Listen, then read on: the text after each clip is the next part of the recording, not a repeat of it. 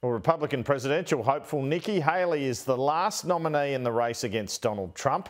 Voting is closing soon in the South Carolina Republican primary, but Nikki Haley's home state hasn't embraced her. According to the polls, she's more than 30% behind Donald Trump. Sky News Washington correspondent Annelise Nielsen joins us from Columbia, South Carolina. Good morning to you here in Australia, Annelise. You've been out and about speaking to voters. Why isn't Nikki Haley cutting through?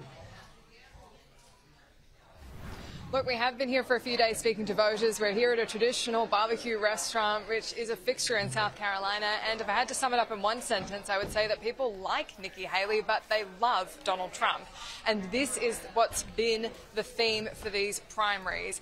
This is quite critical, this race. This is how this is decided to become the next candidate for the President of the United States. And so what these candidates are doing is collecting delegates that will then be counted at the convention later this year. That's what's important to remember, because that goes to a lot of the question about why Nikki Haley is still staying in the race when the polls are so far against her. Even in her home state here of South Carolina, where she was a popular governor twice, she's about 30 points behind Donald Trump.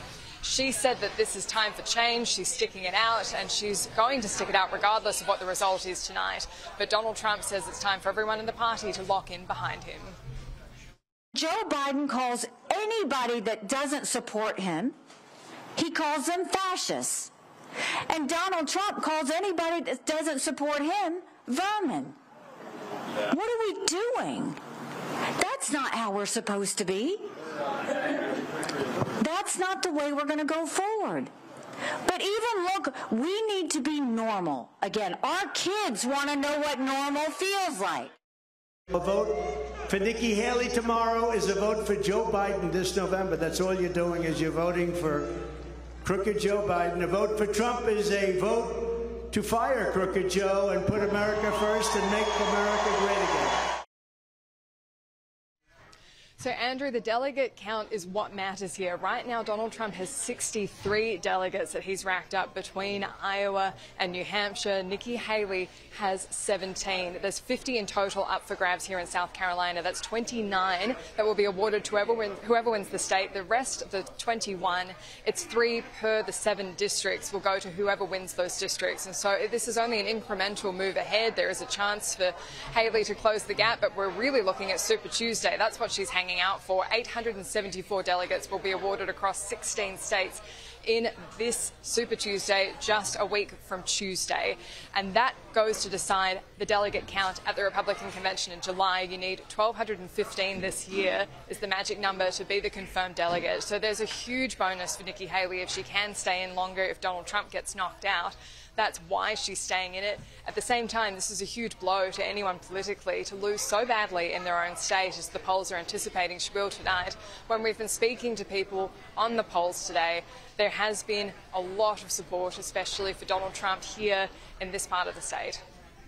Donald J. Trump, of course. Why Donald Trump? He gets the job done. He's the only one I trust.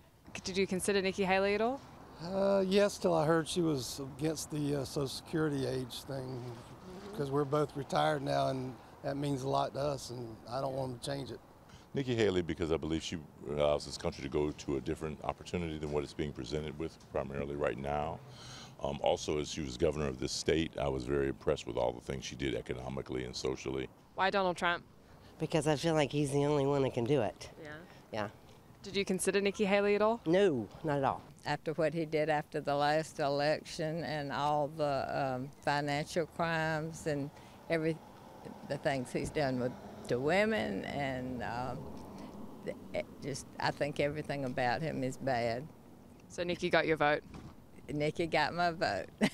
Andrew, meet our new friend Chevis from Columbia, South Carolina. No, St. George. St. George, there you go.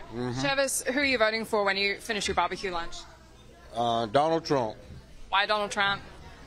Well, because I liked it when he was president before, the things that he doing. We had gas prices that was reasonable, and just, securing the border and things like that.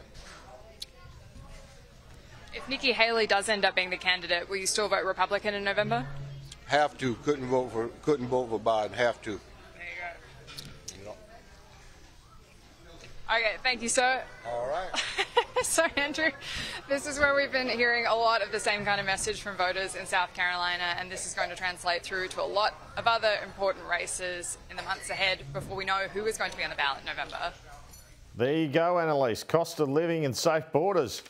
Similar story to Australia in terms of the big issues. Thanks for your time this morning.